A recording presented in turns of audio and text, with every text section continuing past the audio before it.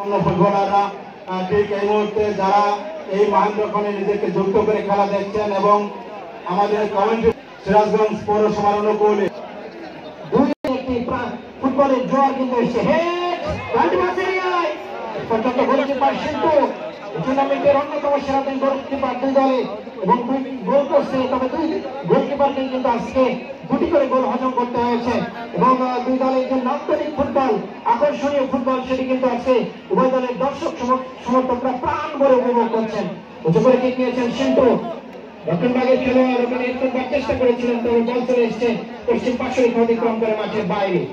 এজন্য উন্মাদনা এবং জনসমুদ্রে পরিণত হয়েছে ঐতিহ্যবাহী শহীদ চাঁদপুর স্টেডিয়াম। নির্ধারিত সময় যদি এভাবেই খেলা শেষ হয় সেক্ষেত্রে টাই ব্রেকার হবে। এবার কিন্তু আক্রমণ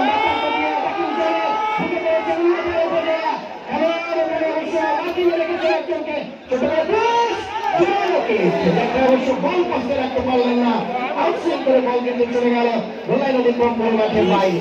সুপ্রিয় দর্শক মন্ডলী, ফুটবলের যে উন্মাদনা আগামী দিনে আবারও জানাচ্ছি, আগামী 12 তারিখ কিন্তু এই মাঠে আবারও খেলা হয়েছে জাতীয় চ্যাম্পিয়নশিপের ফিফটি লিগে ময়মনসিংহ জেলা দল আসবে সিরাজগঞ্জ জেলা দলের বিপক্ষে।